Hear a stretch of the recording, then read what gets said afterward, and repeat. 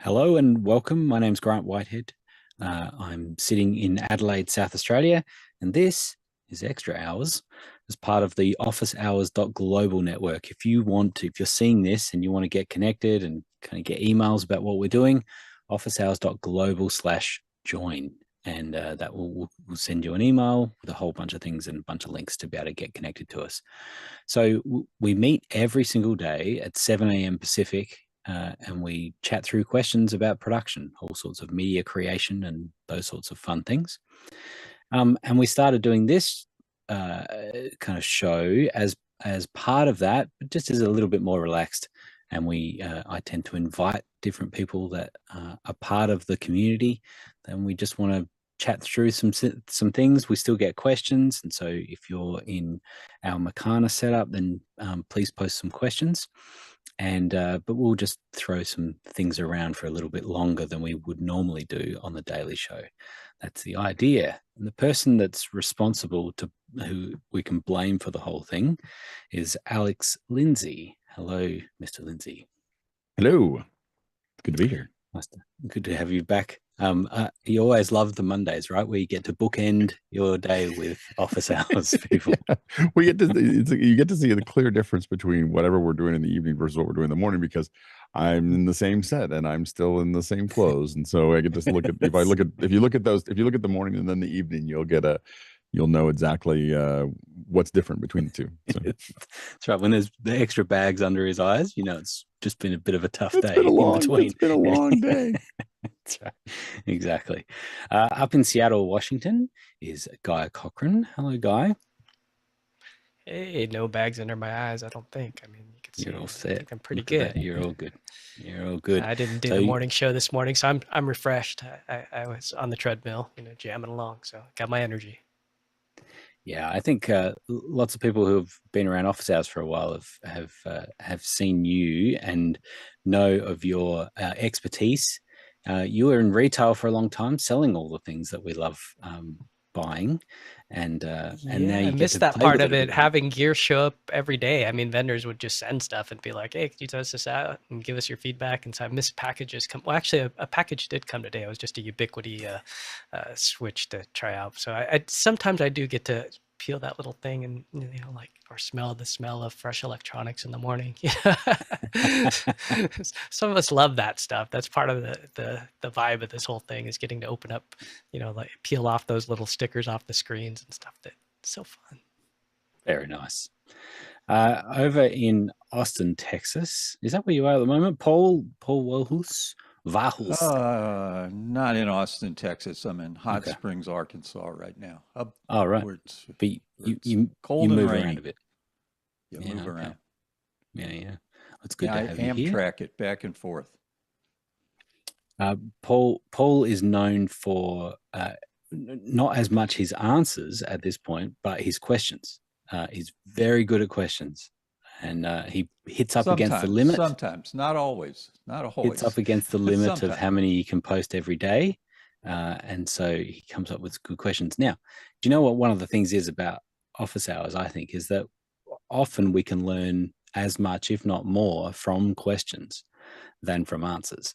And that's something that I've really appreciated about office hours, is just hearing someone's question can spark off a whole bunch of, interesting thought processes and patterns and keep you awake at night just thinking about a question.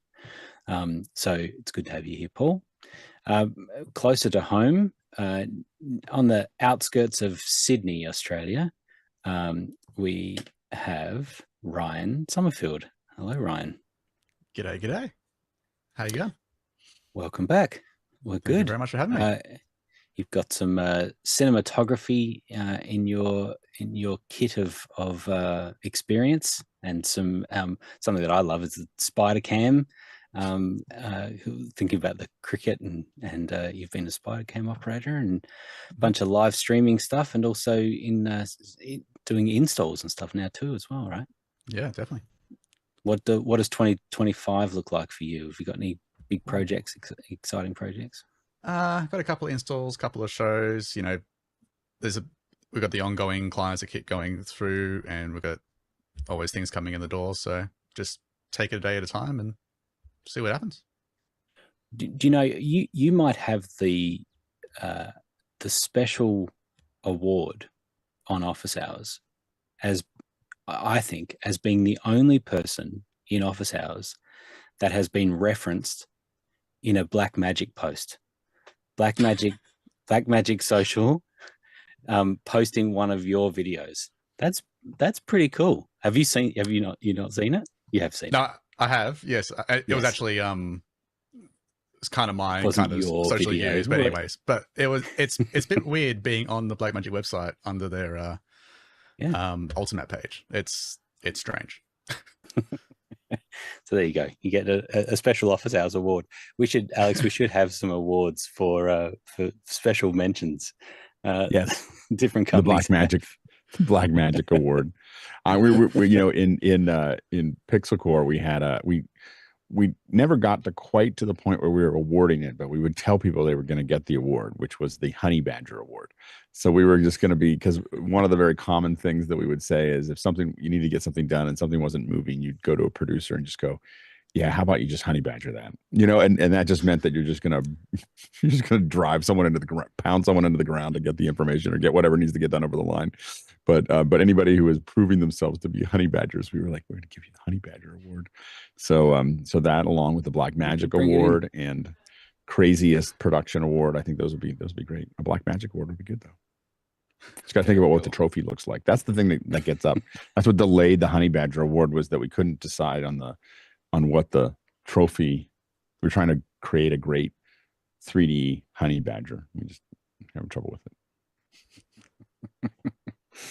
Very good. Our last panelist for this evening from the Philippines is Mickey Makachaw. Hello, sir.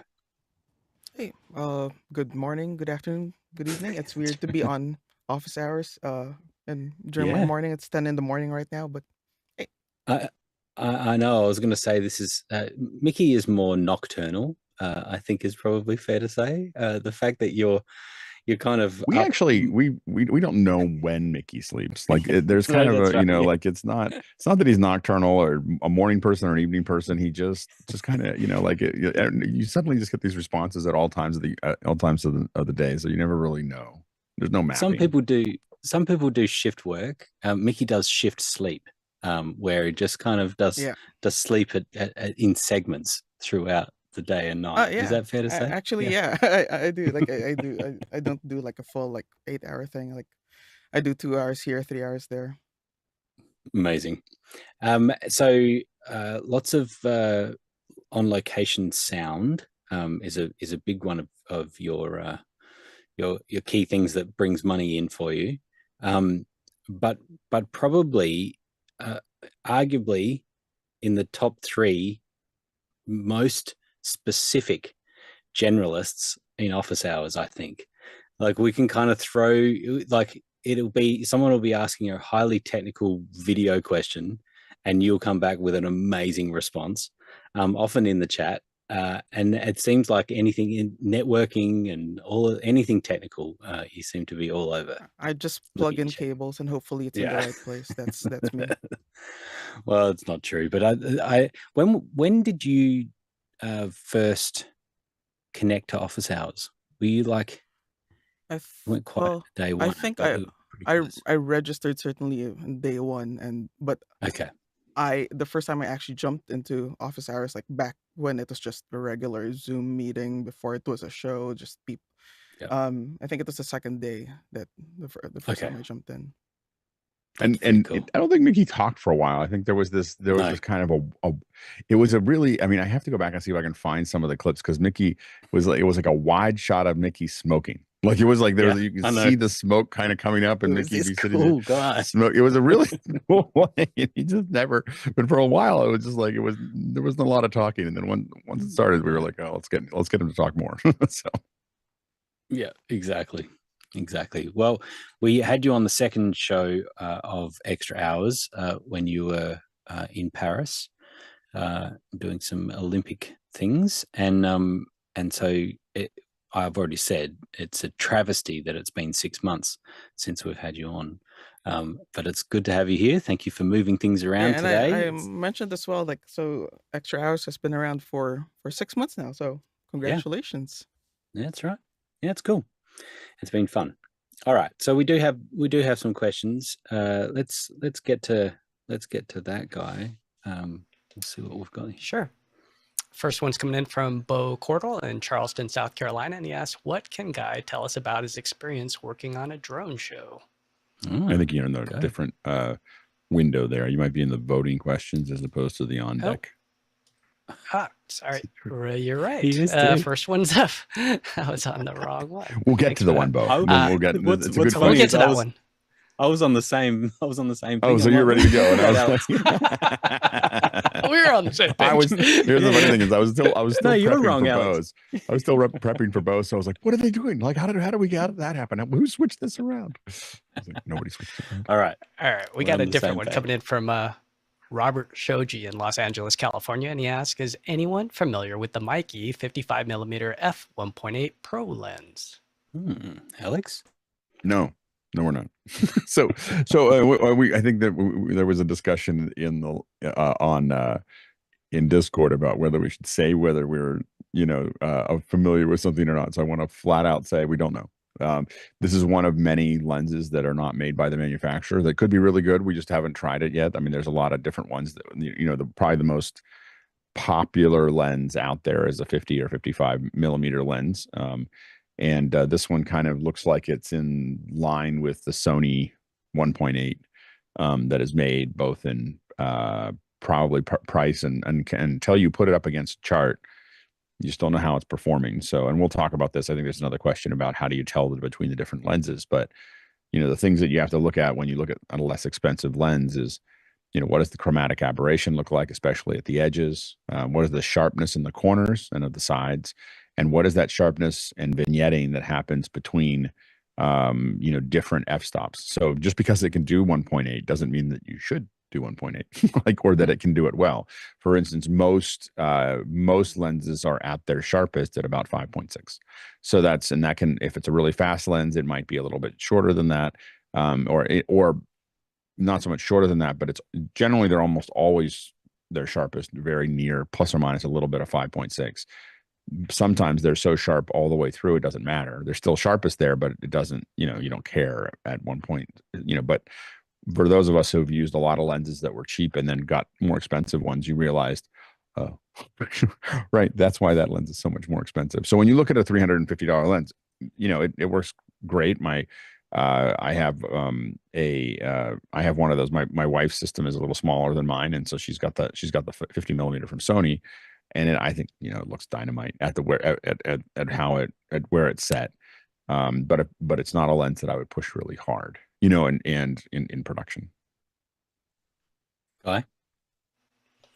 Yeah, I used to own a set of these in Micro Four Thirds, and like Alex was saying, they're a little bit soft. Actually, they were a lot soft at full wide, and this is the issue with these. When you go into these cheaper lenses, you can buy a bunch of lenses. So you do, in a kit, you can have 5 lenses for the price of what you would pay for one really good one. What I would do, since you're in LA, is there's a couple of resellers. There's Sammy's Camera that would have those on hand and test them out on. I believe you're a Sony shooter, so if they're E-mount, there's some pluses to it. If you're using a matte box, they're all the same size. So if you have filtration, it's nice to have in gearing, it's nice to have the same lenses that you just drop them in. And that's part of the benefit of these sets of lenses, that they're all the same size, same housing, same diameter, so that when you do put on your focus assist, you're able to easily drop them in the gearing just matches up and mates. So there's pros and cons, but if you're a Sony shooter, man, it's a tough call. I mean, there's some Fujis in the MK line that I'd be looking at that are zooms I know you're shooting docs, so I'd be more looking at the zooms. There's some Zeiss zooms that are really small that I would also test out. I mean, again, you're in a great part of town, a great part of the world for being able to walk into a shop and actually get your hands on this stuff. There's film tools that'll have those as well. Probably Sammy's would be another LA company that you could walk in. If not, Able will have those to rent. One thing that I would say is that when I was in Zimbabwe, when I first got to Zimbabwe, I was super excited about the sculpture. Everything on the side of the road looked amazing. and I was ready to buy all this artwork that I saw. And the person I was with was like, just keep going every day for a little while. And then we'll take you to some nice places and we'll take you back to this. And we went to see really, really nice sculptures. And then we came back to the stuff on the side of the road and it all didn't look very good anymore. You know, like it was, you know, once you saw it, it's worth like just to set your expectation of what you're looking at. You know, go out and get something like a Zeiss Nano Prime or, you know, or something that's really, really high end, or more than, you know, super speeds or, you know, some of these lenses, and look at them through charts, shoot some stuff with them, and then go back to the lenses, which aren't going to look as good as those. But you need to set your register of knowing when you say, because it's really easy for people to go, oh, this is a great lens. This is the most amazing lens at $500. And anybody who's used a $4,000 or $10,000 or $15,000 lens is like, you know, they stop listening to you. They just stop thinking, they stop taking you seriously. So it's important to like see what one of these real lenses with big glass, that are really, you know, and they're expensive. Just see what they look like so that you can look at what you have and know that there's a lot of stuff that I shoot that I think is good enough for what I'm doing, but I make that choice. And I know that I'm making a choice that it's not going to be quite as fast or quite as sharp or whatever. I mean, I'm now playing with the iPhone, shooting some stuff that I want to shoot a bunch of things with. Would I use that for production? Probably not. But for home stuff and fun stuff, maybe. You know, I might, you know, like I have some ideas around things that I could get paid for. So technically for production, I just wouldn't use it for my main, what I normally do. You know, but I think that, you put a techno crane on it, you can make it look techno crane. You can make it look like yeah. I mean, yeah. So but the point is that I know what the difference is, you know, and I'm not selling. I'm not buying the smoke that I might be selling. so like you just want to make sure that you see those lenses. So definitely go to a Film Tools, go to a rental house.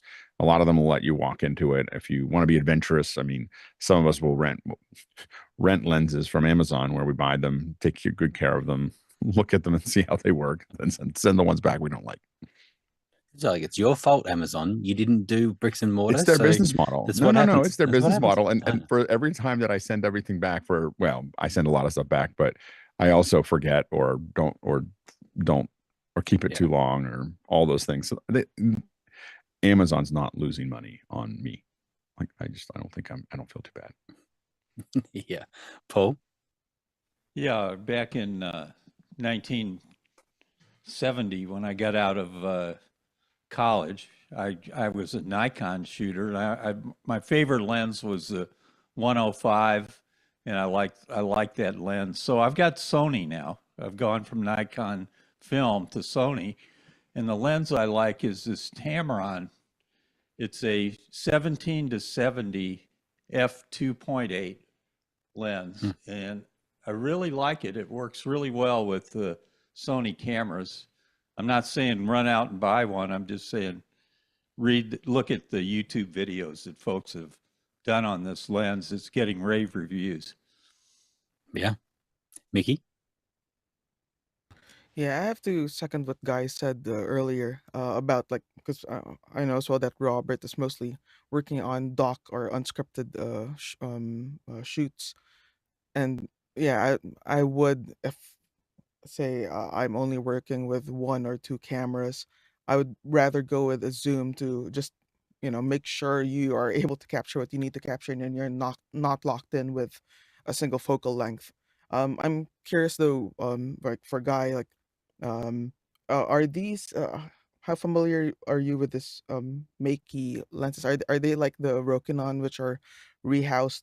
Was it Tokina lenses, or are these guys I'm not actually making sure their where own they optic? came from, but I'd imagine it is like in that Rokinon line, because we were buying them from essentially the same distribution chain. So in the US, there's a group of folks that have certain lines, and this was from that same line.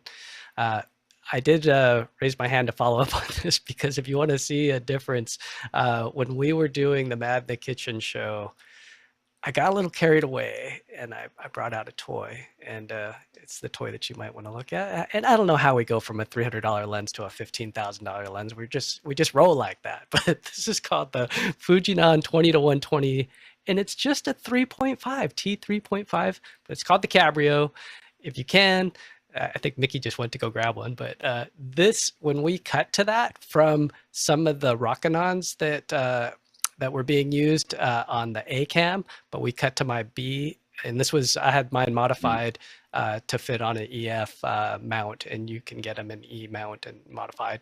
But basically, the creaminess of that picture was just butter. And I remember hearing Nate in my ear just remarking like, wow, like his shock factor of like, man, what a difference. So there is that clarity that you get when you step up to these better lenses. It's not just money, and it's clarity of the glass. There's less chromatic aberration. So there's like fringing and things like that that'll occur, softening of certain colors. And so when you punch in and zoom in on a lens like this, it's just clean all the way through and through. So if you can go try one of these, again, you can buy these lenses or you can rent them, or you could get them used as well. So there are options. And if you're just doing, you're going in for a shoot, you just need it for a day. They're reasonable for a day, or 3 days for a weekend. If you can get Friday, Saturday, Sunday, they're not bad. Ryan? I know we've kind of bounced around on this question here, but since we're talking about Sony, I've been playing a little bit with I don't know if anyone middle things. They make converters to go from the middle things, but they have got I've been playing with the Alpha, but you'll be able to control your Sony through the middle control, which inevitably means that from the ATEM you can actually do CCU of a Sony camera. So, fun things coming out soon. Interesting. That's cool.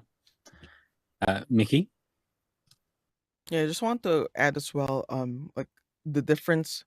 Think of the difference between lenses that are designed for still photography versus video or motion picture. There's a lot of, as Guy mentioned earlier, usually your gear rings for your opening and your focus and if it's a zoom lens, your zoom would be in the same spot, so that your gearing doesn't have to move each time you change a lens or you swing open your matte box. And also, aside from that, the travel of the focus ring is a lot larger on lenses that are designed for video or motion picture, which means you can do much finer control of your focus as you pull it.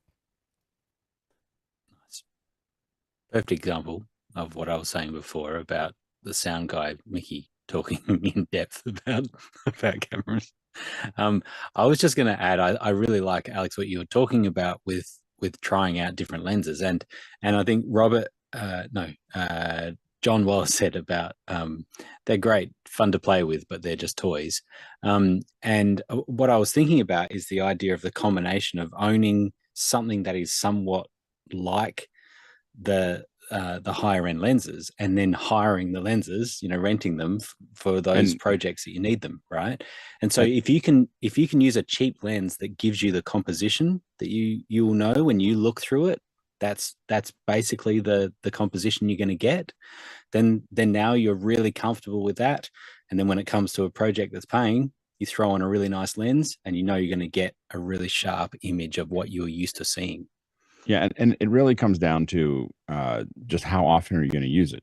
So we had, if you can rent it often enough or you can generate it, then it makes sense to own it. If you're not, it doesn't make sense to own it. And you just make that decision. Like, for instance, most of the cameras that we get, if we get Blackmagic cameras, most of those cameras have a 24. We get 20. A good $2,000 or whatever 24 to 70 L series lens, solid for many things. Just to shoot stuff. Like, it's a good solid lens. I can do interviews with it. I can do stuff like that. Can I focus through it? No, it doesn't have back focus. It's not gonna, can I do, so as soon, but we know that, it's not uncommon it hasn't been uncommon for us to rent an Angenieux lens that we're going to now adapt and attach to a 6K Blackmagic camera. We do that probably more with Sony's than we do with anything else, but we do it with we can adapt $70,000 lenses to our little cameras. Now I, did, for instance, own the Fuji Cineline that, or the I can't think, the servo line that they had. I can't think of it right now for some reason, but the these 19 to 90 zoom lenses, and I think I had a 50 to 325 or something like that. These were expensive lenses. They were 12,000 each, and then one was 30,000 for these lenses. But we used them 2 or 3 times a week. And we rented them 2 or 3 times a week. So it wasn't, we were using them against productions all the time. Now there was one that I wanted to have, but I rented, was the 50-1000, which is the Canon, this big Canon lens that is just giant. And there's like one woman in Japan, I met her at NAB, that finishes the lens, like builds it. I was like, what happens if, I was talking to someone at Canon, I was like, what happens if she retires? They're like, we stop making the lens. like it's like there's not anybody else that can do that. So that one, but that one's $70,000 or $80,000. So we pay $1,400 a day to have it, like that kind of thing. And so, but I think it gives you, when you get used to that rental process, and to your point, you want to have lenses that you can use on a day-to-day basis, because you want to be able to go out and do production. Owning things gives you an enormous amount of flexibility in like pricing and being aggressive and doing tests and, doing things that move your business forward. So when people only rent, you get yourself in trouble, because you can't wedge your way into something, wedge your way into new work. But I think that you really know when to start renting stuff. And we rent lots of things, from jibs to big lenses to I don't buy tripods I don't buy expensive tripods. I rent expensive tripods, because I have a very expensive taste in tripods. So I want 2570s and 2060s and 1030s, and those are like the smallest tripods that I want to use for most of my projects, but I don't want to pay $15,000 for them. I'd rather pay, they're durable goods, and I can pay $125 a day for them, and that's the so you got it, but those all have to be like math decisions about what makes sense. I like to own my core, so my techno, my converters, recorders, my switcher, I like to own all that, because I can build that up and it stays in one unit, and it's the most delicate part of the thing. And then as I get closer to the edge is where I rent. The closer you get to the edge, the more is what I rent. So it's cool. Mickey, final word. Yeah, just I guess diving in a lot deeper into Robert's use case, which is documentary filmmaking. I've been on documentaries that have shot across years, like 2, 3, 4 years, and with those types of shoots, renting isn't really an option, because it would be cheaper to buy the lenses at that point. What a lot of documentaries tend to do is they would have like a daily shooter rig, like with an ENG camera, typical option I see people use nowadays are FX6 and FX9s.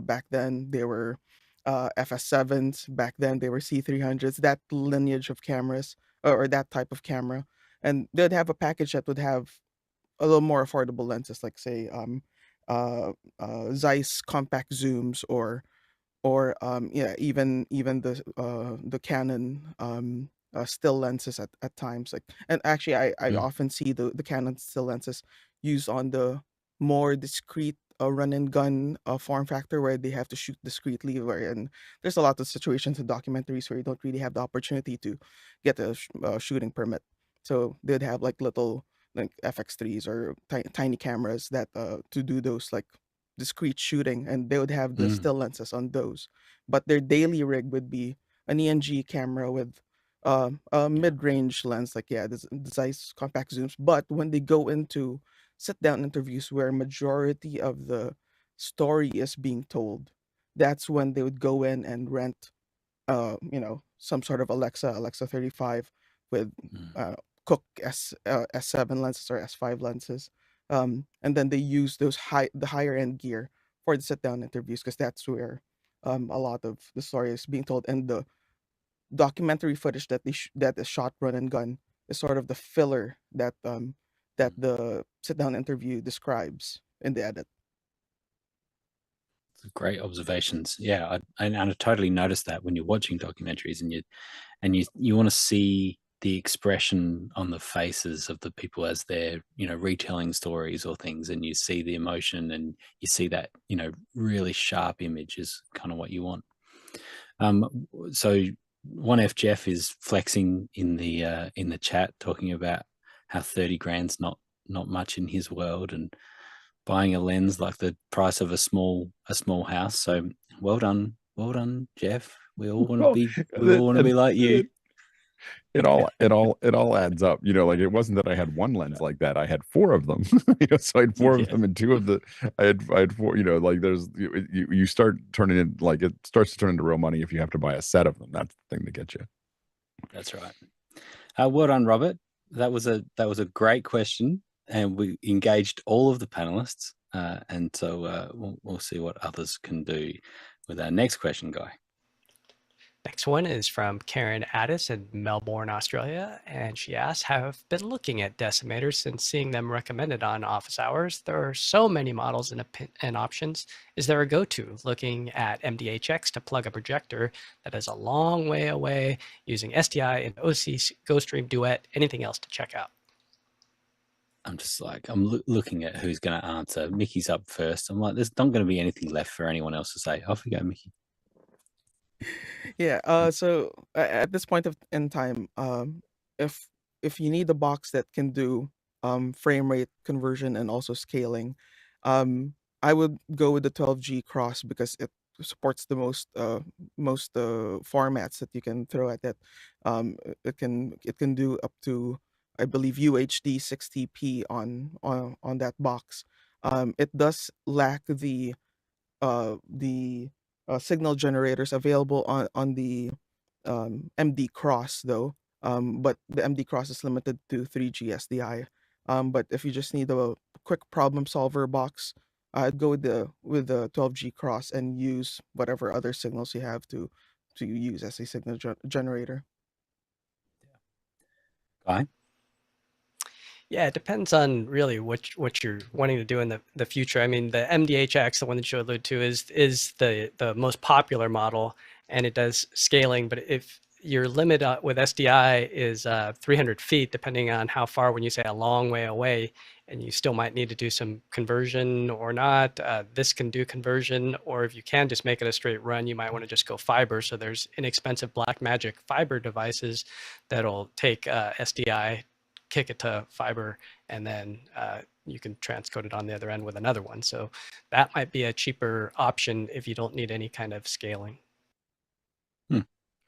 Alex?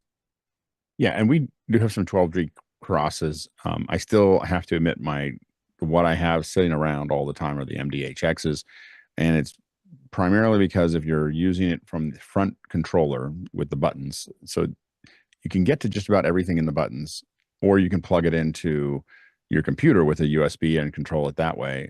There's a large number of people in my company that can only use the USB. I don't know how to. I literally have had these things for so long that I just sit in those front buttons and just go and just set the thing. I don't even know how to connect it to the interface. I don't know how to do it. I just do everything from the front face, and it's easy to get the cross in the front face into a state that you have to plug it in to figure out what happened. Like, it's just, you can get it into a place where it just isn't going to output anything correctly. And so because of that, because I usually am using usually if I have an MDHX, I'm not using it. I almost never use an MDHX as part of a pipeline. An MDHX is a problem. Like, this is something broke and I'm fixing something. If I'm not, so as a result, I need it to work quickly. I don't want to have to plug it into a computer. I just go in there. I need to quickly convert this to this. I need to flip the image. I need to do some kind of conversion to it. If you're using MDHXs as part of your pipeline, you want to think about your pipeline. Like, like they're not a pipeline. Number one is they add 2 or 3 frames at least of lag. Like, when you run them through, there is some latency that you get with them, and so you have to know that you're putting that through. But if I use it in a project, I usually go back and go, okay, well, how do we rewire this so that I'm not using it the next project? But what I will say for Pixel Core, for a long time in our backpack standard operating, I've said this before, everybody got one. And so every bag, as part of your standard issue, was there's certain things you got with when you're in Pixel Core, and you got a Rush 24 bag, and in that little pocket in the middle, you got a MDHX, which meant the bigger the show, the more MDHXs we had laying around. And so they are great ways to kind of paper over problems. They're really powerful. And again, we just had enough problems with the crosses where it's not that we couldn't fix them, it's that it just took longer. Like it was like a little like, I don't understand why this is happening. And usually when we're using an MDHX, it means that there's some stress, so we kept it simple. But I do agree with Mickey that the 12G cross is great. It's just $200 more too. Yeah. Ryan? Did the MDHXs, I love these, I use them all the time, but I feel like I had to do it in a church setup, getting an Apple TV plugged into the system so they can, AirPlay, watch movies, all that kind of stuff. Do they do DHCP stripping, or do they not at the moment? I don't think so. I don't think they'll do the HDCP. I don't think they'll do the HDCP stripping. I think they'll fail on that. They won't. I think that both they and Blackmagic follow the rules. To get into a system that you're trying to do there, usually you're looking for a less expensive Chinese converter that will handshake. So the A-Views, for instance, will handshake with an HDMI with HDCP and then hand it off to SDI. Yeah. So yeah. So recently on a job, we actually my offsider, he suggested we get the up-down cross, the Blackmagic one, because it does actually strip the does it? HDCP. So it was actually interesting setup, because we had a projector at the top. They wanted to have HDMI in the front of the room and at the back of the room, long auditorium type thing. So they had one at the front, which had HDMI in and SDI in from the back. And then it was set up in a way where if signal was coming on SDI, it would prioritize that. It was coming from HDR, it would do that. So there was no switcher involved. It would just natively swap between the two. And I had my Mac laptop playing Top Gun Maverick, and both work fine. So I was like, beauty. Interesting. And you were playing it from like Apple TV, like Apple TV Plus or whatever. Apple TV Plus. Yeah. I was trying to break it basically. I was like, yeah, Apple TV app, native thing, through a dongle. I tried everything and it worked every time. So I'm like, that's amazing, because Apple is like the most aggressive about blocking your content. It's interesting. So yeah, if you ever need to be able to, play content for whatever reason, it's a sneaky way of doing so. Yeah, I think because SDI doesn't is not compatible with HDCP, and so they have to do that shake in the handshake in HDMI before it gets converted to SDI to allow it. But Mickey?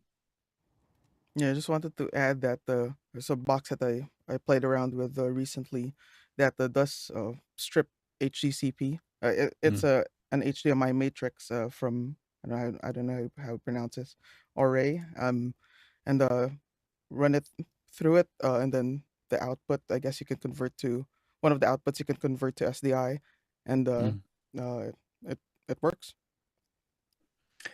Yeah, I've got the same type of thing. I think mine was even cheaper, like a 2-in, 2-out, and that does the same thing.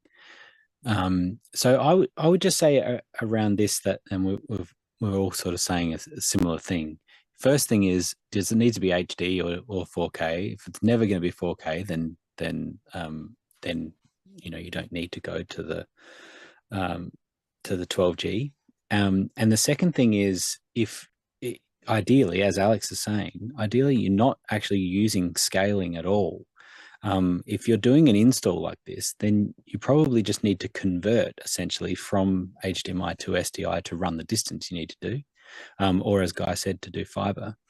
And so you don't need a box like this. The reason that we recommend it all the time, and we're always using it, is, as Alex says, you throw it in a bag, because we're constantly coming up into different projects and we're throwing them in to use them. There's two things that I find helpful about it. Load defaults is your friend. Load defaults, which is the factory reset. And then the second thing that I kind of stumbled across is when you put the sync into free range, and then put this is without a cross that doesn't have test generators in it. If you put the sync into free range and then put the no signal onto a color, so then you can do green or red or blue, now you've actually got a signal generator, right? Because if it's got nothing plugged into it, it's got no sync, and it's on free run sync, then anything you plug into it, it's going to give you a green screen or a blue screen or a red screen, whatever you want. And sometimes I set up multiple decimators with different colors. And that's how I get my 1, 2, 3 cameras. Is I was like, okay, I can see red, green, blue. Okay, great, I'm all good. And so it's a cheap way of doing the a signal generator. But in your use case, as an install, it sounds like it may just need to be a converter, and doesn't need to have all the extra features that does have. Guy's got the final word. Yeah, and just one more addition is you are adding latency when you scale. So if you convert, generally you're going to have just a tad bit of latency, but when you do, especially for a projector, you will notice that latency if somebody's walking on a screen and their mouth is moving, and then the IMAG's behind them. And if you feed them through one of these, and especially then into a switcher and through something else, as you stack these things, you start to see that latency more and more, and it becomes apparent. So if you don't need to convert, don't convert, because it will add latency, and it's just processing power that doesn't need to be there. If it's just a computer, then no big deal. But if it's a person, it is a big deal. So yeah. All right. Thank you for that second hour on decimators. That was good. A good Australian company representing there with the Decimator. Yeah, there you go. All right, Guy, what's the next one? Next one is in from Bo Cordell in Charleston, South Carolina, and he says, NVIDIA has their CES keynote tonight. Do you expect it to bring any big news? I'm interested in their AI factories and how they will leverage blockchain tech within hardware to provide transparency and honesty in the training of large models. Alex. I think a lot of people talk about wanting to have transparency in models. I don't know if they really want to have it. I don't know if that. It'll be interesting to see how they dance around that, because I think that a lot of AI companies aren't necessarily interested in leaving breadcrumbs on how they're training their models. But it'll be, maybe that it's going to be required at some point. We'll see. I think that everyone's trying to grow as fast as they can until the government tells them they have to stop doing it. So it'll be interesting to see if they dance through that process. I also am curious as to what if they're going to talk at all about any kind of interaction with Grok. Some of the stuff that has been stood up there has been pretty intense, and or what they're doing that's similar to that. To what X did, because it's, over a handful of months, that was an enormous amount of horsepower that got added to one thing. And so, but I know that from some other streams that I've seen related to some of these chips, these NVIDIA chips are, it's incredible. It's $250,000 for a board, it's, or more. Some of them are like $1 million a board. It's just an incredible, and when you see them pick them up, I've seen them in other keynotes that we've worked on, that they pick them up, and it's just the amount of processing power in some of these computes is just stunning. And so it's $1 trillion of investment right now into this kind of hardware. So it'll be fascinating to see what they talk about. Yeah, Guy. Yeah, having caught a couple of his last two public speaking appearances on YouTube, one of them was actually shot by our friend Greg Gibson. He came into his Washington, D.C. facility that he was shooting with the FR7s and got some amazing footage. And in that, he talks about energy, because that's one of the big items on that agenda, and just building these new data facilities close to big power, hydroelectric, or places where it's cold as well. So there's two sides to this. The other thing that they talked about in India was how they used to have a little tiny, 3080 or something that would fit in your computer, and now this is Blackwell. So in India, this was the 90-pound monster that is now being sold, and it's like an arms race. He who has the biggest compute can break through a lot of coding. We're lucky to be in the U.S. and have these guys on our side. Let's just say, because in the future, this kind of horsepower is very dangerous in the wrong hands. And I do like what Bo's saying here. He's interested in this ability to actually use blockchain technology to label or somehow have a chain of command as to where this stuff came from. So now you'll be able to look at where it emanated from, and that's part of this. And he's talking about it right now. their lives. So we'll see after the show exactly what they talked about. But I'm sure it was Blackwell and energy among some other things. But looking forward to watching it. Paul? Yeah, like you said, Guy, he's just warming up. They're warming up the audience for the keynote at that show as we speak. But what Alex said about Grok is that those factories are built in record time. I mean, there's one in Memphis, and there's one in Austin. They actually added on to the Tesla factory. One end of the Tesla factory is a Grok supercomputer, and I feel like I'm at the epicenter of all this. And I think, Guy, there'll be a lot of AI factories up in the Northwest also because of the hydroelectric power. Yeah, it's one thing I was thinking about is all the power consumption. They're Ryan? doing I think Microsoft's trying to turn nuclear power plants back on. Like, I think 3 Mile Island or something like that. They're like talking about getting nuclear turned back on because they need to put the data center right next to the nuclear power plant. It's crazy. Ryan? I don't have much, but I got my bingo card ready to go for the keynote. So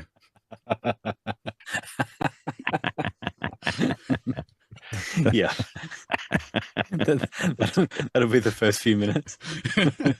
Nice. How many AIs can we get? Yeah, in one sentence. Yeah, I many years ago I did a. It is often the case with us AV guys that sit in the backs of interesting rooms. Sometimes, most of them are boring death by PowerPoint, but sometimes you get some very interesting things. And this one was a deep dive into geothermal power generation. It was, and I was like, I don't understand why we're not doing this more. You dig a hole, a couple of go a mile down, you put a pipe down there, and it comes back up, hyper hot, and you spin a generator, and there you go. It was like, I don't know why we're not doing more of that. It seems very straightforward. There must be some reason. Maybe people don't want to. You dig a hole sometimes it's money for a mile. Yeah. And sometimes it's money. It's kind of like, well, we can't have things be too cheap. It's got to be, right. It's got to be cheap. It's got to be cheaper than nuclear. Anyway. Oh yeah.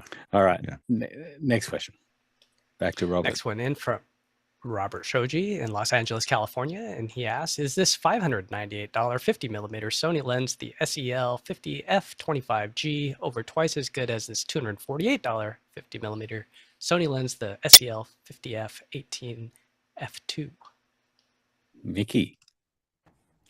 Yeah, I guess it depends. To say it's twice it depends. To say it's twice as good would depend on you and your preference and how much you would value the increase in clarity and sharpness of the lenses. The G series lenses are a lot sharper. They have more elements in there to be able to maintain the sharpness across the entire lens, not just mainly on the center of the lens.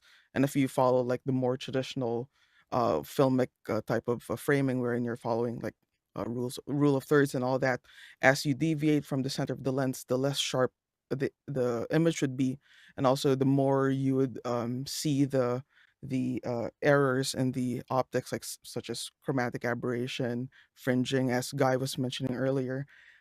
So yeah, I would follow what Guy said earlier as well. Try a lot of rental houses will allow you to do a camera test to borrow within their facility different types of camera bodies along with different types of lenses for you to be able to see the differences in the images that these different the variety of equipment can provide for you. So yeah, I highly recommend go to a rental house, test these lenses out, bring your own lenses as well, so that you can compare what you're used to using to other options out there, and learn what they can do and what they cannot do, what might make it easier for your workflow, or what might make it more difficult or more cumbersome, especially for larger lenses and stuff like that. Very good. Alex? When you're just getting started. I mean, if you look, this is the lens you were asking about, and then you have the 50 here that you were comparing it to, but there's also another 50 and another 50. And so it goes all, I mean, and then this is just the Sony lines. And so obviously these are faster, these are faster lenses, that you're going to find that they're, as Mickey said, not only sharper from side to side, top to bottom, corner to corner, but also sharper through the entire aperture settings. And then again, you're going to look at, chromatic aberration. You're going to look at a lot of other things. If you can't see the difference between the $2,000 one and the $350 one, then buy the $350 one. It's like, if you can't see the difference, then don't worry about it. But if you can, then you start making decisions about it. And again, there are plenty of places that I think that the $350 one is perfect. Like, you don't need to spend more money on that than what you have there. And I own the 50. I own a couple of I have the 1.4 and I have the 1.8 that you're looking at. And the 1.4 is definitely sharper. Like, it's to my eye, it's also a lot more expensive. So you just have to decide what you what you want to, it's a price performance thing, but look at their stats also just below each lens. So since Sony makes them all, you're going to see what they added to each lens to see what they're, why they're charging more for it as well. Paul? Yeah, the F is good if you want low light, and the G would be better for bokeh and closer focus distance. So I don't know if it's twice though. I don't know. How do you quantify it? Say it's twice as good. I don't know if you can say that. It all depends. All right, next question. Next one comes in from Kenny Hampton in Greenville, Illinois, and he asks, are there quality PTZ cameras sub 2000 US which can create a bokeh effect? Alex? The bokeh effect isn't created by necessarily the PTZ camera itself. It is a mixture of your sensor size, your zoom level, and your aperture. So those three things are going to drive your what you see in that soft back. And I'm assuming when you say bokeh, you're talking about the softening of the background as you get closer. So if you do a lot, broadcast camera that is shooting from 300 feet or 400 feet away at a stadium, still has really short depth of field, even though it's only a 2/3 inch chip, because it's a 90x lens that's zooming in. And so, but the question is can you get that short depth of field at close quarters at, less than 25 feet, or less than 15 feet? Are you going to get a nice soft depth of field? And the reality is, I don't think I have seen anything at $2,000, a true PTZ. Now, you can do things like put a camera that has a large sensor onto a PTZ head, and then you can start to get, near that price and be able to control it. The controller, the PTZ head won't be the top of the line, so it's not something you're going to want to pan and zoom while people are looking. But you can have short depth of field, shorter depth of field. I think you start to get some shorter depth of field with the Canon CN500. I think the CN500s are 1-inch chips, and you start to see some of that more responsiveness and better image quality. And then obviously the real big guns in the sub $10,000 range or whatever, or the $10,000, $12,000 range, are the Sony FR7s, which I use a lot, because those are, to me, the highest quality at that price point. Definitely, I've put, to me, I put, Black Magic and larger Sony cameras onto telemetrics heads with big lenses, and they look better, but that's also $50,000 a head, or more. So so you can, but I think that if you want that short depth of field, you're going to have to be pretty creative at $2,000 if it's a small studio space, to get that kind of performance and get a PTZ head. Yeah, I was just looking at all the different ones. Ryan, what do you think? Yeah, so if you're looking for a big center on a PTZ head, you're basically not going to get anything less than the FR7. And the FR7 is awesome, but like you say, it's $10,000 camera with lens, etc. But what I have had a lot of luck with, this is a video I haven't released yet. I'm just waiting for permission from the client to do so. But this is a Rode RS3 Pro with the APC-R controller running a micro studio camera with a 7200 with a Metabones XL mount. So you're technically getting the depth of field of full frame, and that's on a 3 meter long slider at the back of a room, and getting quite like rock steady movements. So basically we just set the slider to ping pong left and right, and then the operator was able to do nice zoom, focus, everything from the back of the room. Now that's obviously the worst case scenario, but in a small room or a small setup, you put whatever lens combo you want. And if you've already got a nice camera, throw it on this setup, which is definitely I think it should be around sub 2K. And you've got yourself a PTZ system, which is, and I've done a lot of PTZ operating. This is super smooth. Like, get yourself a nice controller as well. You're got to be in a good spot. Cool. That would look very cool. And that the motorized lens in that was it a? Are you saying the Metabones controller was doing that, or that's just the L series Canon 7200 with the APC? Sorry, the RS3 motor is on the zoom lens, so that's what's actually rocking the zoom. Yep. And then using the internal focus through the Blackmagic controller. Yep. So, and that just all works natively, which is really, really fun. That's really nice. Mickey? Yeah, as Alex mentioned earlier, it's really a combination of the optics and the also the distance, the ratio between the distance of your subject to the camera and your subject to the background that would give you that defocused background look. With a relatively affordable camera, you can get that. Say if it has an optical zoom, punch in all the way on the optical zoom and get your subject as close to the camera as you can and as distant to the background as you can. That's really like pushing what you can get out of that, the optics of that, the relatively affordable camera. If you like really do not need the PTZ capabilities, I'd probably look into getting a camera system with, as Alex mentioned, a larger sensor, better optics, which would get you that shallower depth of field and that defocused background look. But if you really need to use a PTZ camera, I would probably look at other ways of getting a sense of depth in your image, like say, especially like your lighting, your blocking, your framing. How can you get that sense of depth without solely relying on, opening up your iris and punching in on your zoom?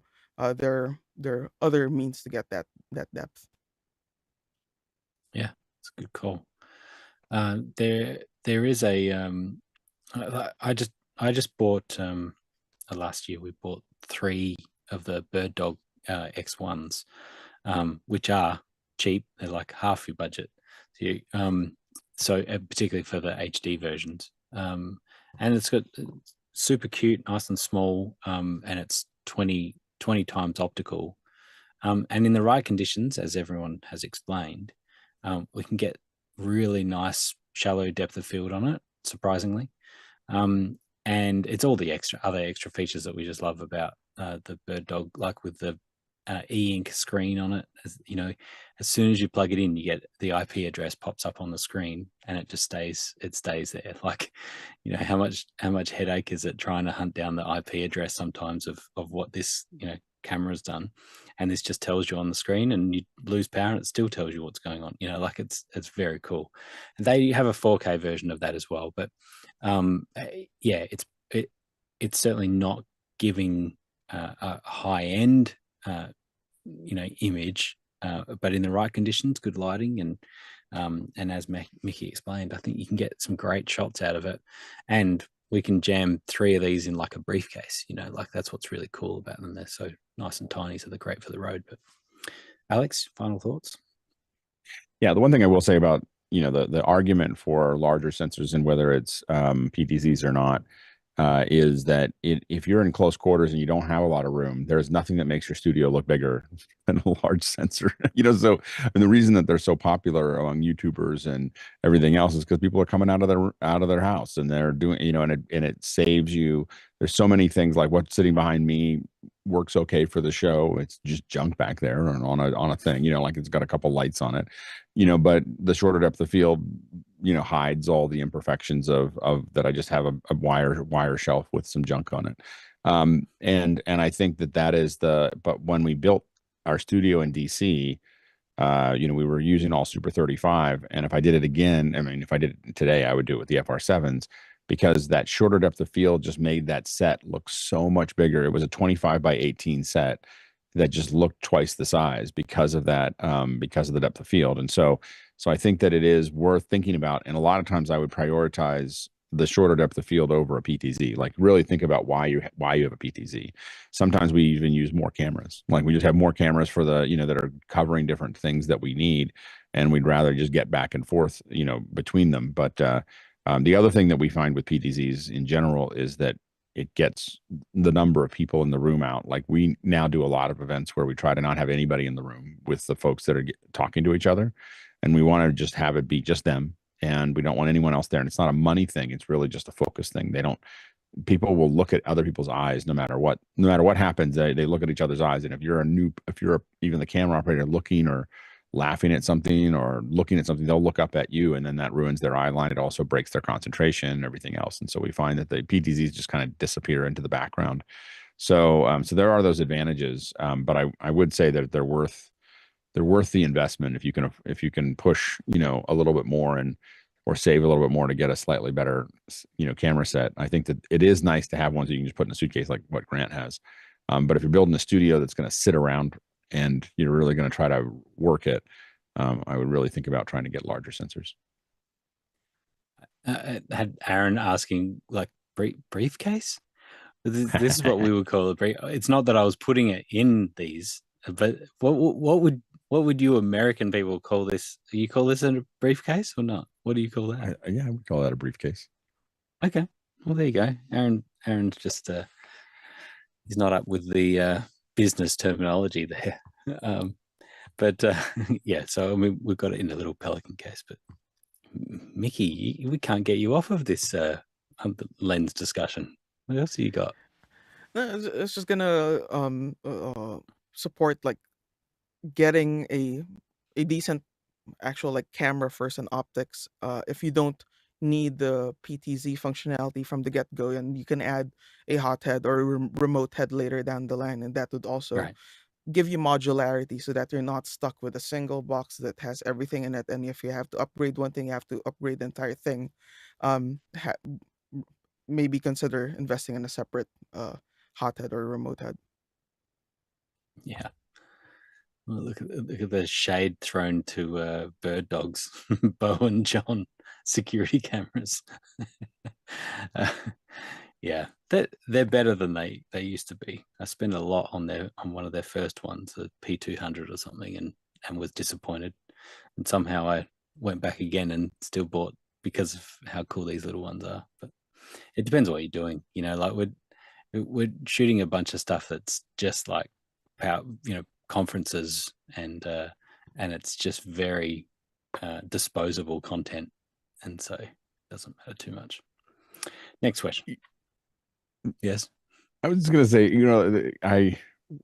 been talking. I think we talked a lot over the weekend about it, and I think we really been talking a lot about conferences and I just hit it when you said disposable content, and just how much conferences that we go to today are driven by the fact that they were created and developed, and the foundations were built in the 50s, 60s, 70s, 80s, when there was no video, and you had to, the only way to deliver your white paper was with a text heavy slide. And that is why we do what we do, right?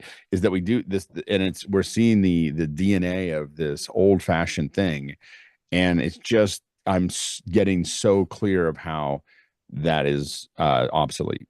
Like what we do in conferences is not completely obsolete, but very quickly arriving at obsolete, in the sense that, you know, when it's totally clear from all the research that we've done, and we've talked about this end over end, is that delivering the videos ahead of time, well designed, prepackaged, is, thought out. And the thing is, shorter, much shorter. Yeah. That says all the same things. And not only that, but allows you to, if you're I watch a lot of things at 1.5, 1.8, 2x speed, and the thing is people who want to hear it again, they can just rewind it. They didn't have to, they just rewind it right then. And people who just can absorb it, that's not as much new information for them, can listen to it at 2x. And I think that, delivering that, and then really using, it's not getting rid of the conferences, it's just getting rid of the format, which is that, then you post those videos a day, a week, 2 weeks before, and then you have, the conference. But the conference is, some of them could be online, some of them are, but these are discussions, because what, like when I work on conferences, there's like, especially government ones, the plenaries are like 2,000 people, and like say in Africa or something like that, and all these diplomats, and they drone on for the first 35 minutes or 40 minutes of everybody doing, and those are just the initial comments, right, from each person or what they want to say, because there's like 8 people up there that are like 8 heads of state or 8 secretaries of something or other, and they drone on for 35 minutes, and they open it up for questions, and suddenly it's alive. There's all these diplomats that are working on all this stuff, and suddenly it's great, and it lasts for 10 minutes, and then they break up. you're just like, oh my gosh, like, what are we doing here? And so it's just that when we think about shooting them, every time I look at them now, I just really, feel like we're at the precipice, I think, of people starting to realize we need to change. Like we need to change what we're doing in those environments. And even the multiple tracks, were because we didn't have Zoom, so we all had to get together, and we're not all interested in the same thing, so we're going to build all these tracks. But the FOMO that creates is so devastating. And the thing is you just want to, I talk to people all the time about a lot of these different conferences, and they're like, well, the content is worthless, but the expo is great, and you get to network with people. So that's why we go. But the people who make those conferences and those sessions still think that the content is what's getting people to go there. And so they still pack it really tight with all these like 30-minute sessions. And I just feel like, just let people go in and, let them have, because the discussion is where all the magic is. Like when you're in these conferences and that last 10 minutes, at the end, it's mind numbing. Or 2 minutes. And it's the conflict of all the different interested parties, that make that brings a conference together, that makes it challenging. Well, and so I agree with you about the expos. It's like, so that one of the things with the expos is they have such limited time because of jammed all this content in. People are desperate for a coffee. They put the coffee in the expo. They're standing in a line for half the time, if not all of the time, waiting for their coffee, and then they've got to race back to content. They don't spend any time at the booths. And the thing is the booths, like, man, it's such a great opportunity to sit there and talk to. Like, what's funny is I flipped the whole schedules. Like, I was at SVV, I think a couple years ago, and I just hung out with the expo. I hung out in the expo during all the sessions because no one else is there. And so I'm sitting there. I get to walk from table to table. I was speaking a couple times, and so between the times I was speaking, I just go to the expo when all the other sessions are running. That way I can talk to everybody. But I think that it is. I just think that we in office hours need to keep talking about it, and then we need to figure out how we maybe create examples of it, because it's just like the multi sessions could just be something that we do online. And then, like, the thing that and I've talked about it before, TED just ruined me. When I went to TED and had a singular plenary for everyone there with lots of big breaks and talks. The only thing that TED was missing, in my opinion, was a lot of Q&A. I mean, the mind trust at a TED, man, Q&A would be amazing. And they haven't figured that part out yet. But the other parts they have down pat. It's amazing. I think arguably there are more questions now than ever, in that the information is so readily available. The world's information is available to us. And so when you come together in a conference, you're not just hearing absolute, facts. You're often hearing you know, a perspective or, you know, an understanding. And then the questions are like, oh yeah, have you heard about this? You know, we do lots of medical conferences. And so case studies are by and far the best thing that we see all the time, because it can be like, you know, you can do this procedure, but if you say, here's what the x-rays look like when they presented first, and then we did this, and 6 months later, this is what the x-rays look like. And then 6 months later again, they came in, we did another operation, and then this. And it's like, you can relate that to any industry, where it's like you can talk in theory about lots of things, but if you can show me exact case studies of exactly what you did, and why or why not, how it worked, you know, I think is you know, and all the stuff that we've done that's been the most, in my opinion, the most magical is like when we did some of the edits where we had either Mad in the Kitchen or we were doing some of the concert tests, when we had Nate Hill or Marcia Kerrigan cutting, and you get to listen, you're just listening to a show and then and talking amongst yourselves. But when they finished, they just jumped into after hours and answered questions like, why did you do this? And how did you approach this? And what, and you learn more in that 2 hours dealing with someone who's got that level of skill set, whether it's a doctor or a TD or whatever, than you learn in months of watching YouTube or reading books or anything else. Like it's just, it's really, and I think that we just have to figure out how to make that more available. Anyway, I just keyed off on that because I'm thinking about it all the time now. Just every time I look at a conference, I'm just like, and every time I look at these things, like keynotes were great when Steve Jobs was doing them. And I think that Jensen does a really good job as well. You know, but there's like a couple people that are good at it. And outside of that, nobody's good at it. Like, you know, Salesforce is good at it. NVIDIA is good at it. Apple's good at making videos, you know, but not good at doing stage stuff. And outside of that, the cliff just drops, you know, like 100 feet from there, in my opinion. Like there's nothing else that I bother watching.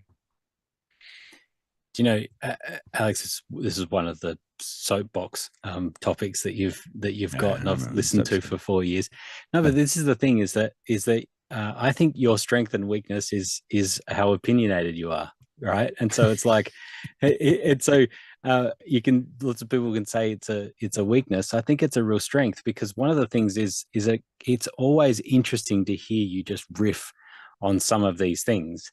One of those topics I haven't heard for a while, and we won't open it up, but is like town, like city planning and like multi-story buildings and things like that. I love get you going on that. There's a few of those ones that I love. But, well, and I think about them all the time. Like it is like, and to me, it's different because I'm thinking about them from a slightly different angle. To you, it might sound like exactly the same thing I said 4 years ago, but to me, I know it changes. It changes.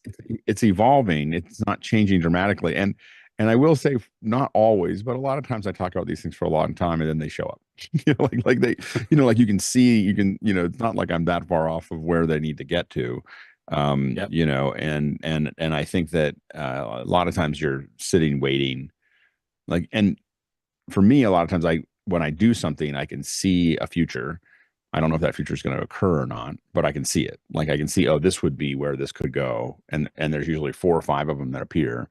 Like as soon as I do something, you know, there was a point where like this concert stuff that we're doing, that I did something and I looked at a video and I go, that for a while. I've been talking about that I've been talking about it for 10 years and working on it for 3 years and implementing, and now we're executing it. So it's a long curve, but like, I mean, it is, we'll see if it works. Like it could be a horrible mistake. But I think that, as we get closer to it and we keep on refining it, we keep on going, oh, this could actually be really big. But that's all just from an idea.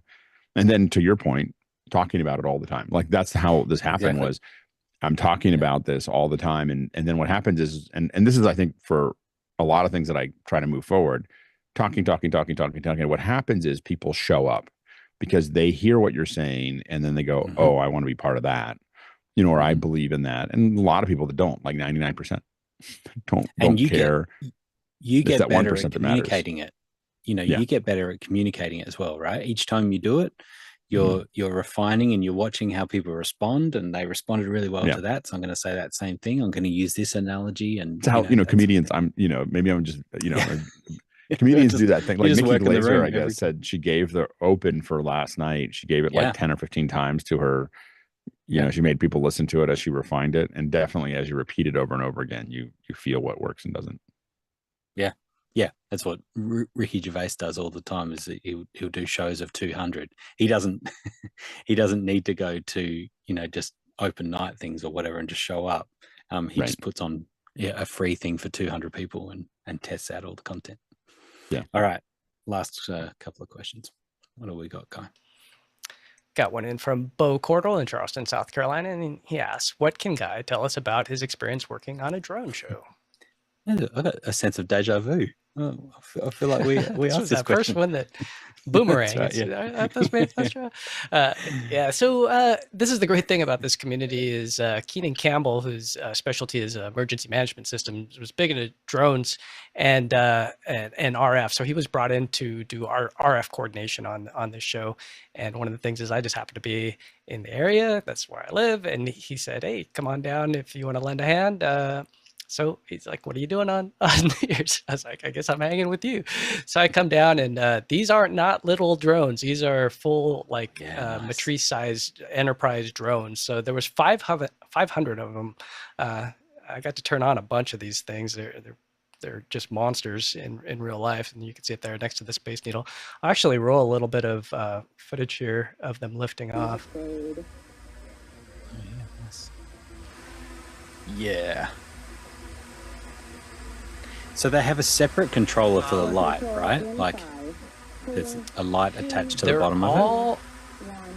They're all programmed ahead of time. So before the show actually kicks off, we're already just watching them over the Wi-Fi. Each individual unit gets a program, and so they use a Blender to scan the environment and map it all out so that everything knows where it's going, and it isn't like you would think where a man is controlling any of them. They just go up, and we did wind up actually lose a couple. So it's kind of a scary environment to be in too. In fact, the fire marshal would only allow a certain amount in this perimeter. So if you look at this perimeter here, this is kind of the danger zone where the cyan area is, and we had two waves of drones that took off from these green boxes, but nobody was allowed inside of this red box area. Right. And even me, I was positioned at this green dot here as the drones actually took off. We were what we call visual flight observers. So my role is pretty small. Just turn a bunch of them on and then watch them. So it's kind of fun.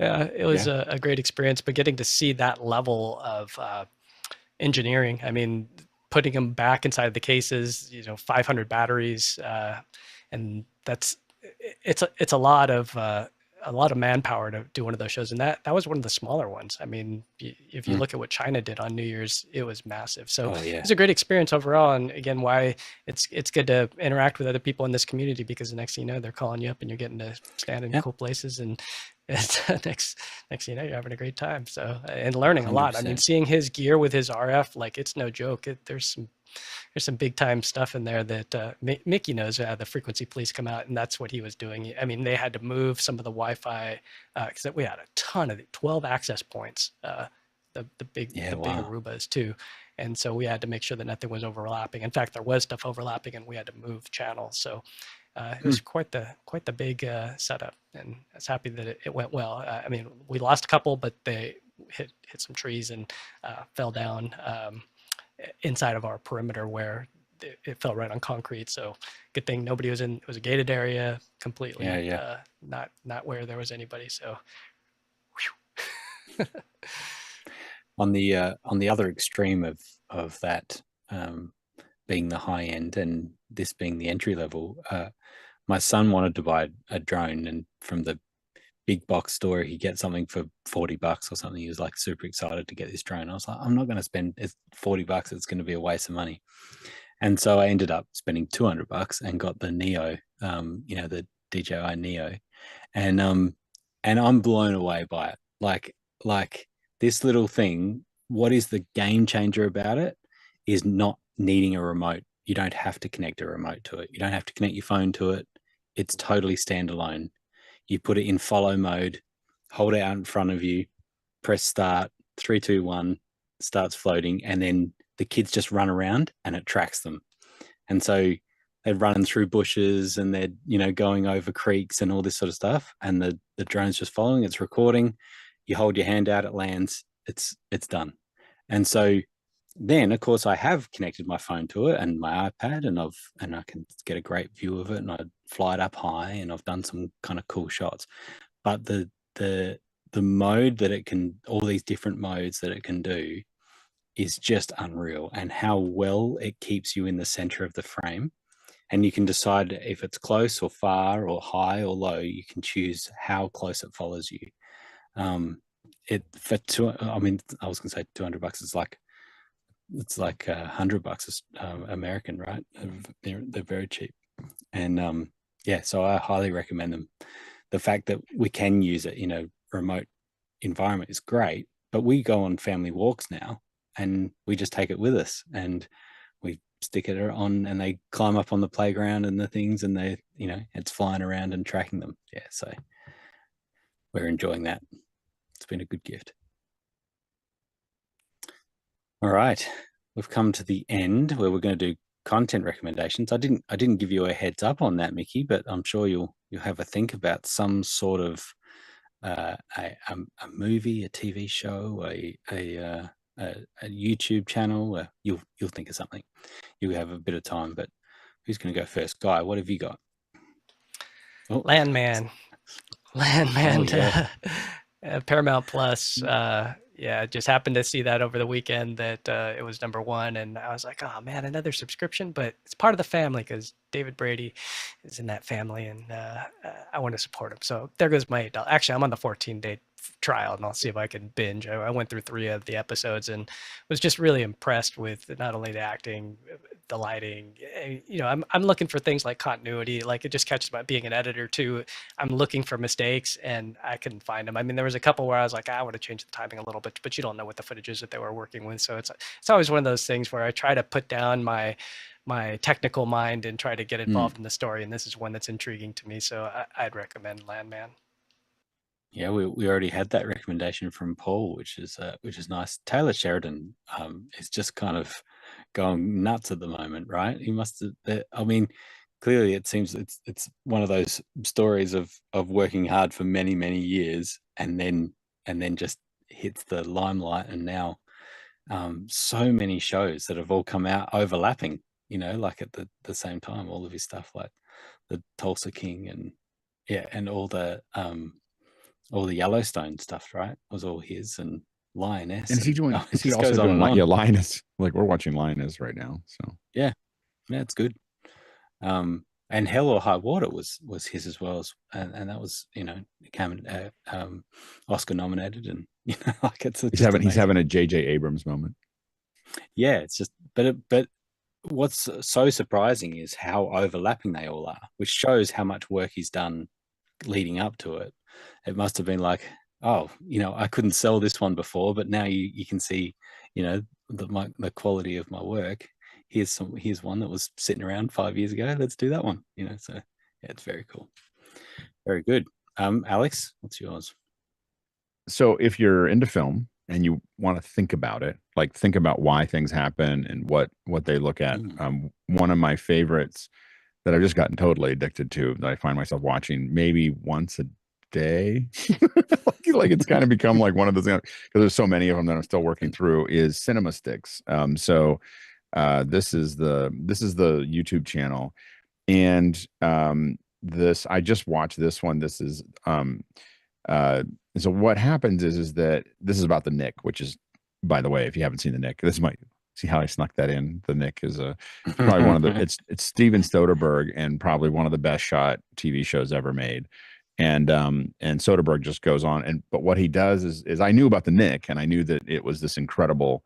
My brother and I talk about it and everything else, but I didn't, you know, like what he does is he breaks down, you know, like what is, you know, he's walking through and talking about all these different shots and what makes them special and why they're working, and and this is just one, you know, this is one show, but he's got, you know, if you go back to this, it's, you know, it's lots of different ones of this is why this is working. This is what they're doing. It's not rushed. It's you know, there's a lot of them here, but it's not rushed.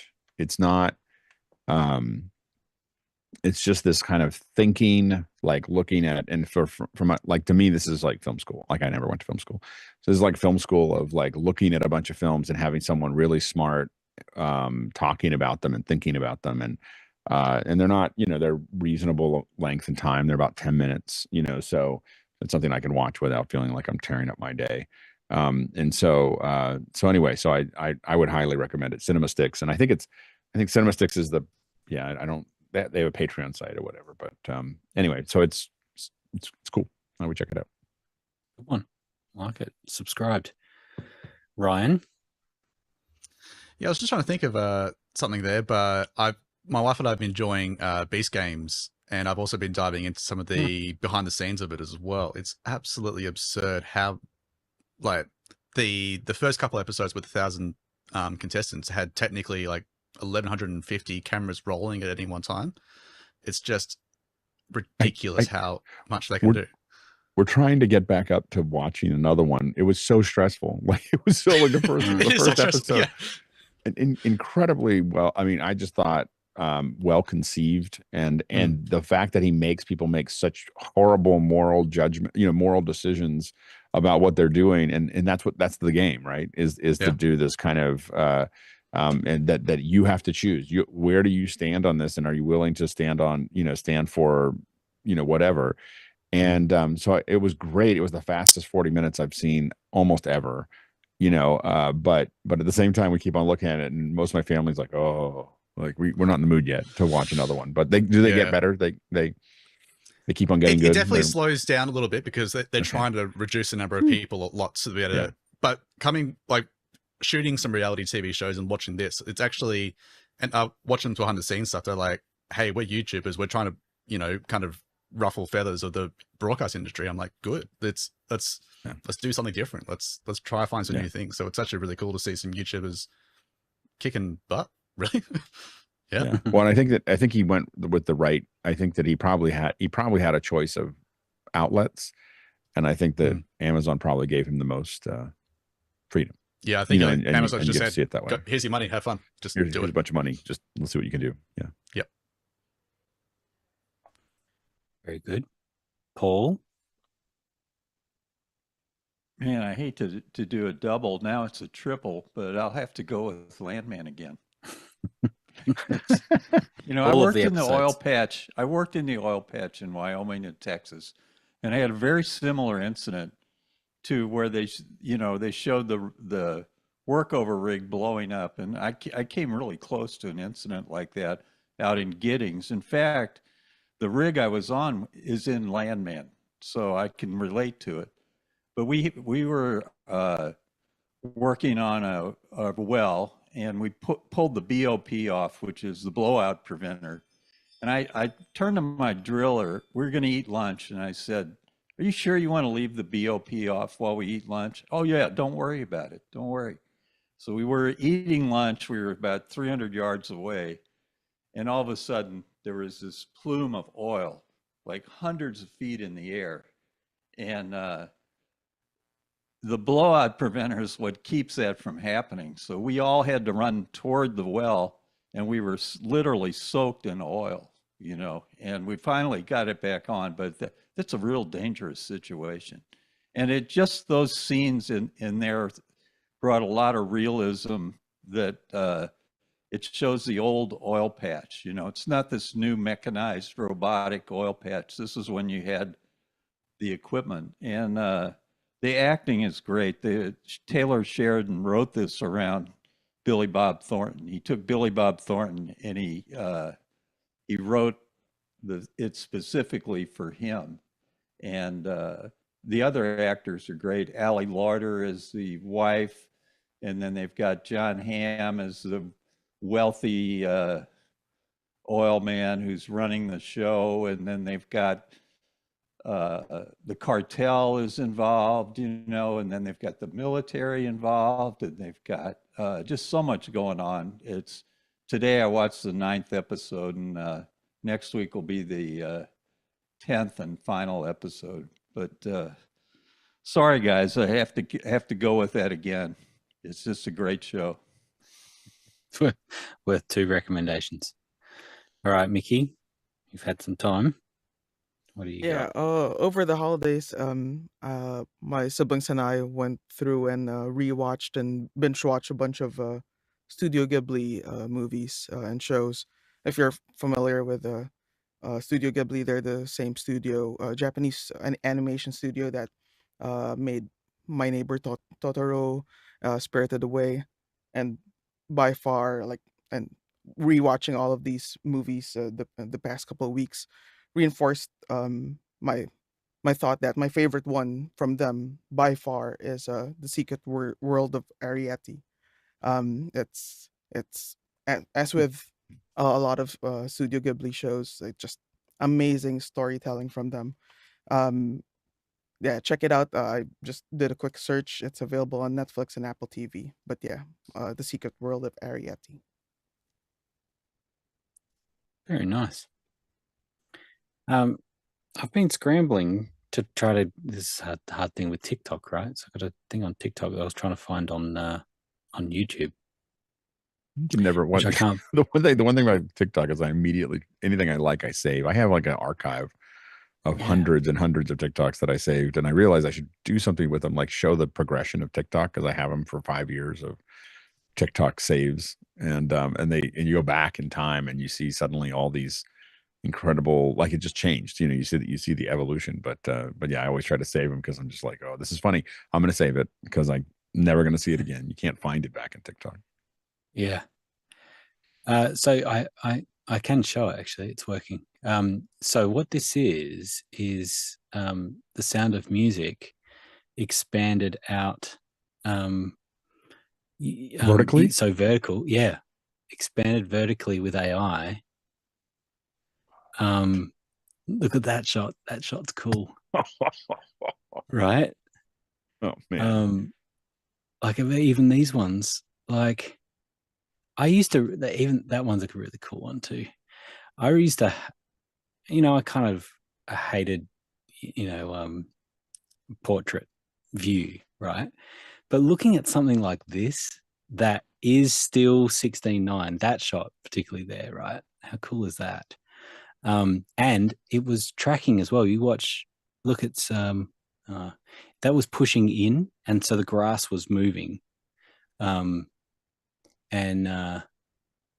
so look at that shot. Like, so it's a 16:9, crop in the middle, and then just kind of expanded out, which just kind of gives this extra space to it. And so I just love the usage of that too. Who's the creator? I don't know. I don't. A name connected to it? No, but you know what?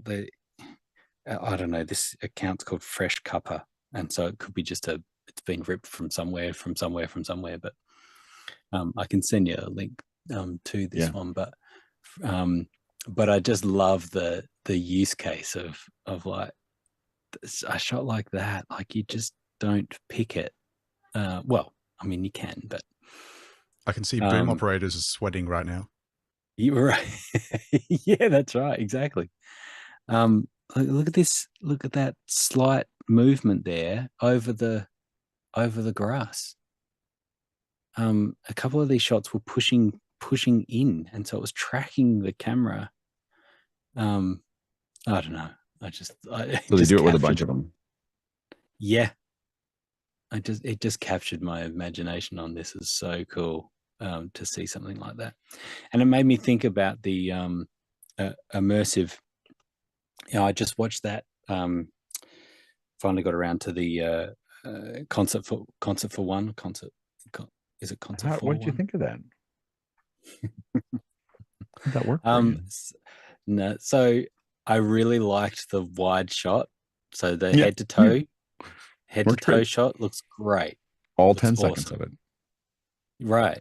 The tight shot looks terrible. Now, the thing that I didn't realize is that we're talking in the Vision Pro, and this is some immersive content. So it's 180 content that you're looking at, and it's just basically in a studio, you know, or like a recording studio, a large one, and the full band and backup singers and the whole thing.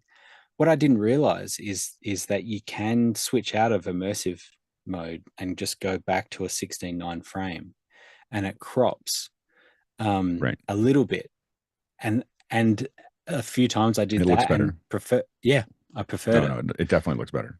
you know. So but you know, you really then screw things up when the 16:9 looks better than the immersive. Yeah, exactly. Yeah.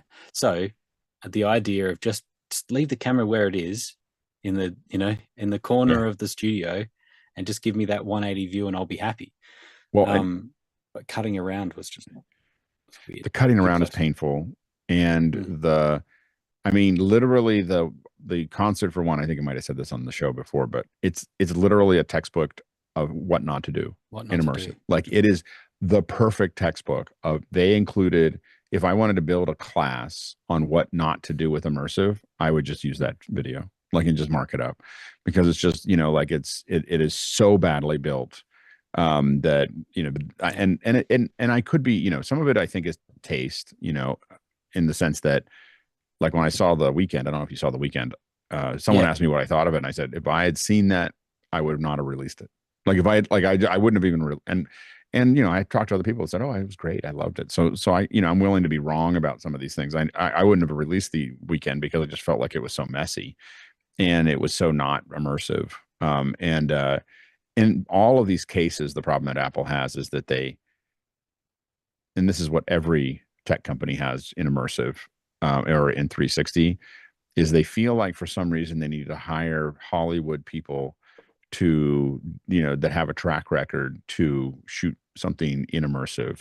And what those Hollywood people do every single time is ruin the format. You know, so, and it's why you know, I was the one doing this for, I mean, like, executing these for Hollywood guys 10 years ago for, you know, for other headsets.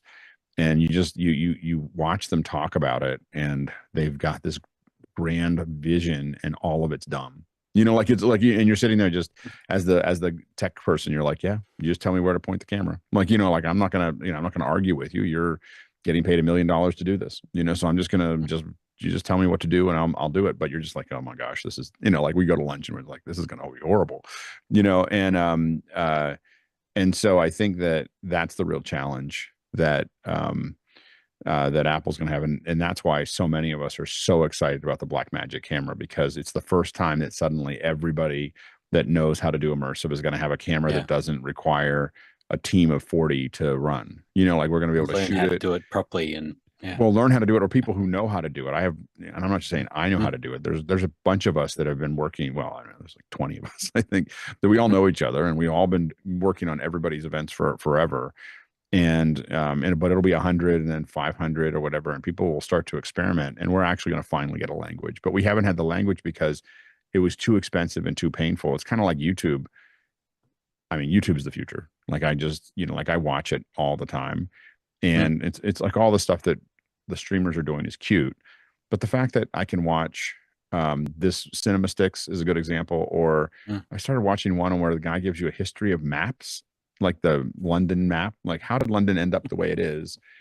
And I've watched hours of it, like, of Las Vegas and London and Brooklyn, and, you know, how do these maps get done? And I think it's so awesome that he can make a living doing something so geeky, you know. And I don't know how anyone's going to compete with that, but that's because all these tools became suddenly available. Now they're making the tools for it. You look at that little, you know, the drone that you love, that's because YouTubers are making a lot of money.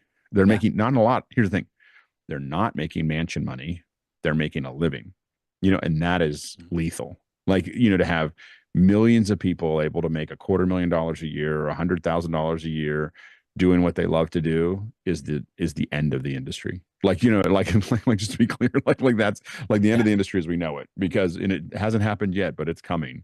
It's just going to get slowly wound out because they can, you know, and then some of them grow up to be Mr. Beast and they've got 200 employees or whatever. But that's a lot of them, the fact that someone, I know I have a friend that they make a solid living in Australia doing coloring books, you know, so like, they just color, you know, but incredibly well with great cameras and everything else. And that's what they do, you know, and it's just fantastic. Very cool. It's a good time to be alive. And this Fresh Cuppa, by the way, it's one movie after another. Just so you know, that's not a random channel that you put up. Okay, good. I went to their channel. He has Harry Potter, Interstellar, Dark Knight, Sound of Music. So Sound of Music is one of them. Star Wars, Arrival, Beautiful Boy. Wow. So he's on a Secret YouTube Life channel. Of Walter Mitty.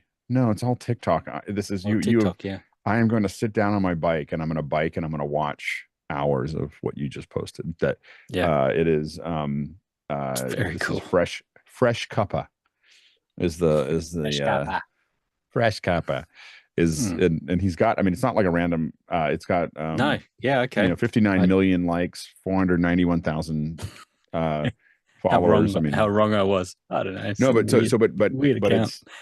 It's a real account. Genius. Oh yeah. So cool. All right. Well, thank you, everyone. We were just talking about how, you know, it's a great time to be creating content and all this amazing stuff. Which means it's a great time to be connecting with a community that know how to do it and are messing around with it. And that's us, Office Hours. So if you've got some more questions about this stuff, then come back at 7 a.m. Pacific tomorrow and post your questions there. Otherwise, so it's every day, 7 a.m. every single day. And then we'll catch you again next week on Extra Hours at 6 p.m. Pacific on Monday. Hope you can join us then. Thanks, everyone. Thanks to the panel.